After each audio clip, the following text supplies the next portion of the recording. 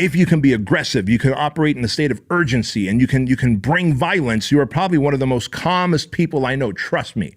They are the ones, the unpredictable, emotionally and mentally reckless, who can't control their feelings. These are the men who end up doing mass shootings. These are you do for me, but expect nothing from me for you. The most dangerous people are those who do not know the skill of violence, who do not live urgently, who do not know how to be aggressive.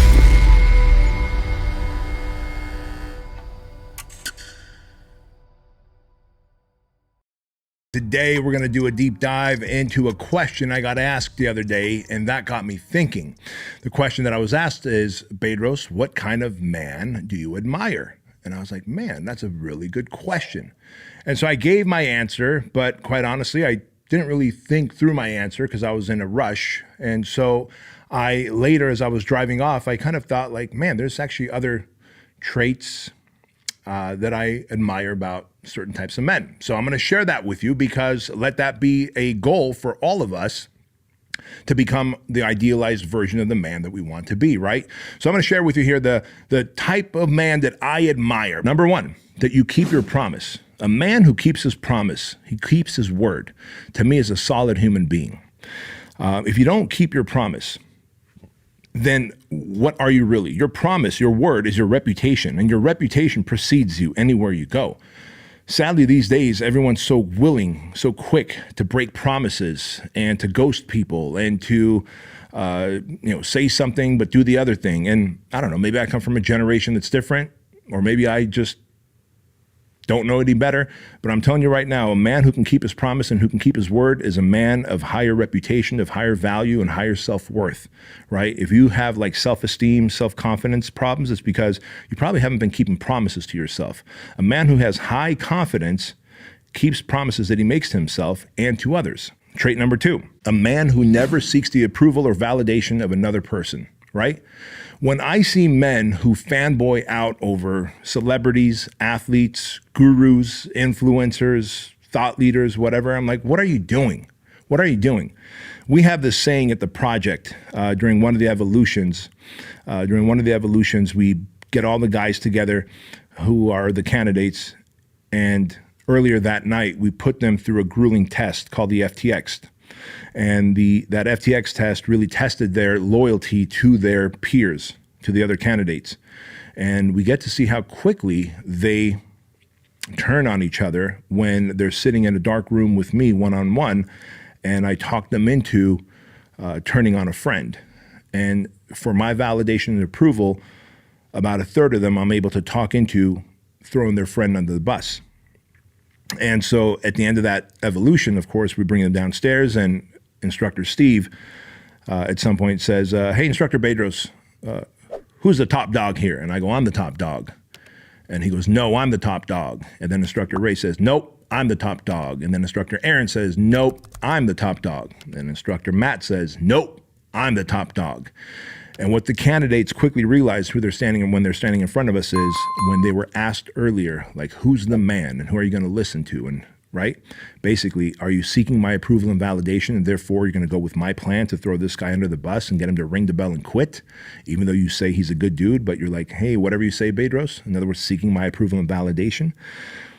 In that moment, they realize that they are the man on the pedestal. So I'm here to tell you right now, never seek the approval or validation of another man or another hero. Don't ever have like this hero syndrome. Don't put anybody, an athlete, a celebrity, a president of the country on a pedestal. And I know you would never put some ice cream licking, hair smelling, geriatric dude on a pedestal anyway, but on the off chance you did, I'm telling you not to, because you are the top dog. You are the man on the pedestal. That's it. If there's one pedestal, you belong on there.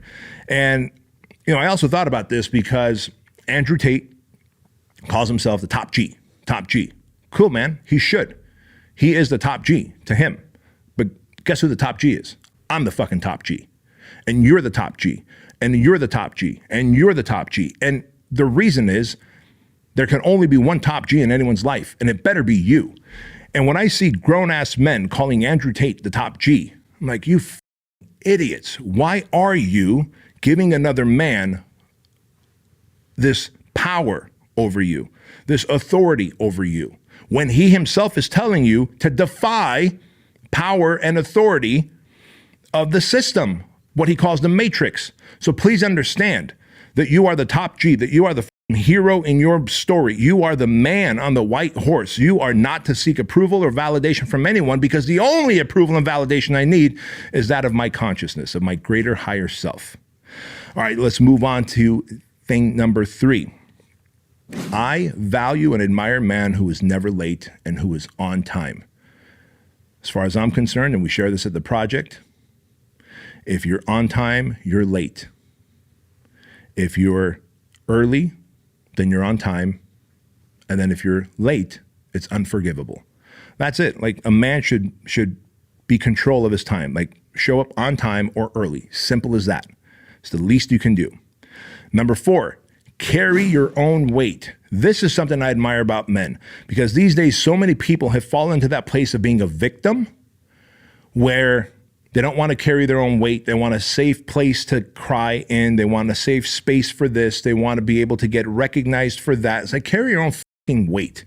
You have thoughts, you have feelings, you have emotions, manage them. Manage them. And if you can't, don't put the weight of that on others. Financially, carry your own weight.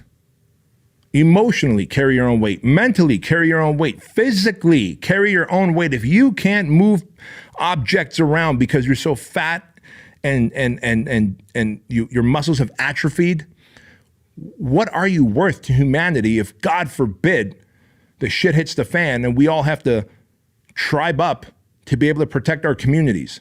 What can you bring? You're not courageous. You're not strong. You certainly have no mechanical skills. That's what I mean by carrying your own weight, right? In Jack Donovan's book, The Way of Man, he talks about that a man must be strong, courageous, have this ability of mastery, and then, of course, to be able to be respected and admired by others.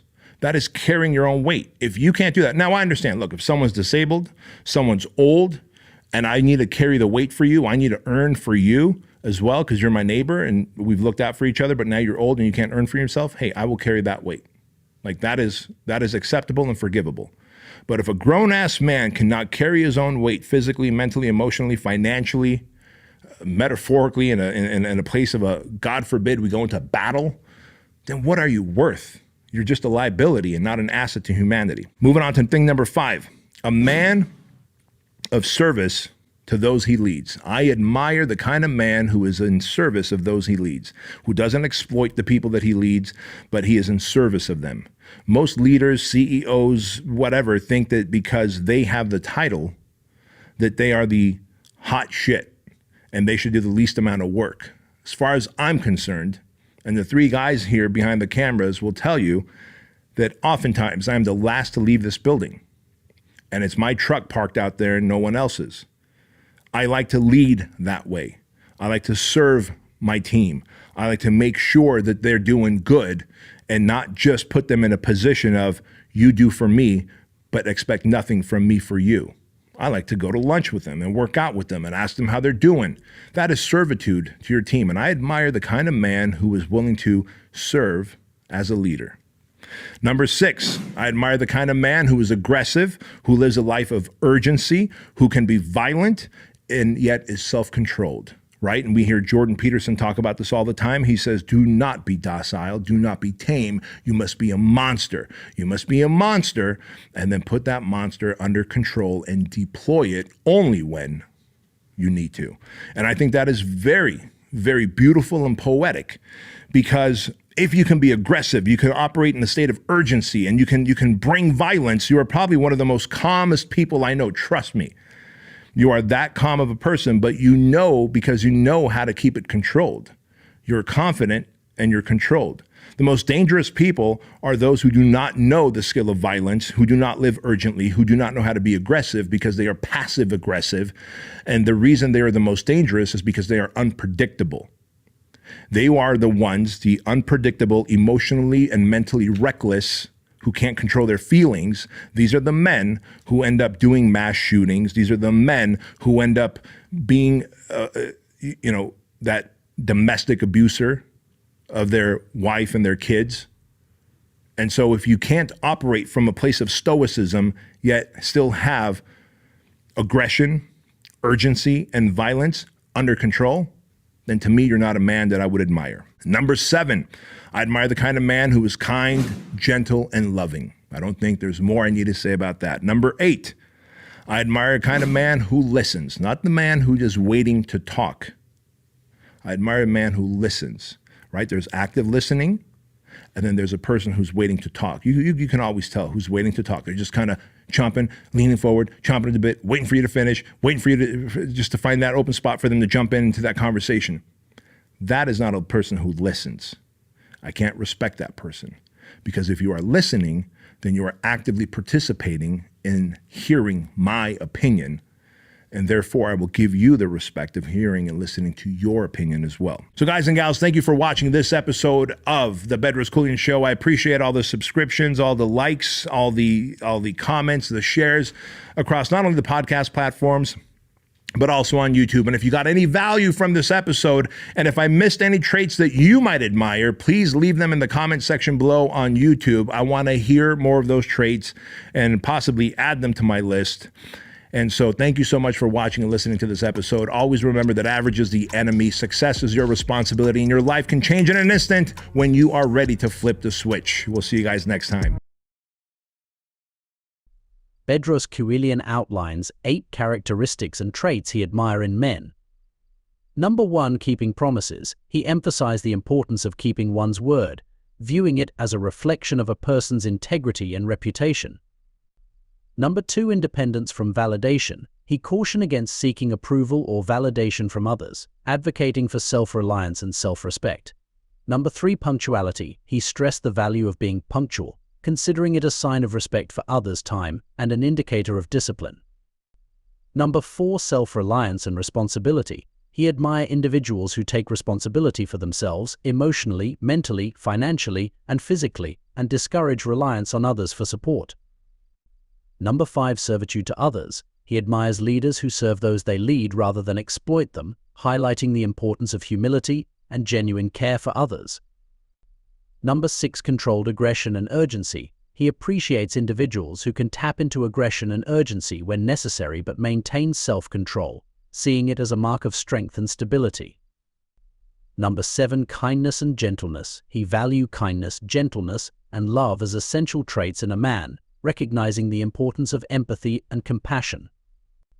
Number 8, active listening. He emphasizes the importance of active listening over waiting to speak, considering it a sign of respect and engagement in conversation. Throughout the discourse, he underscores the significance of personal accountability, respect for others, and the balance between assertiveness and empathy in defining admirable traits in men.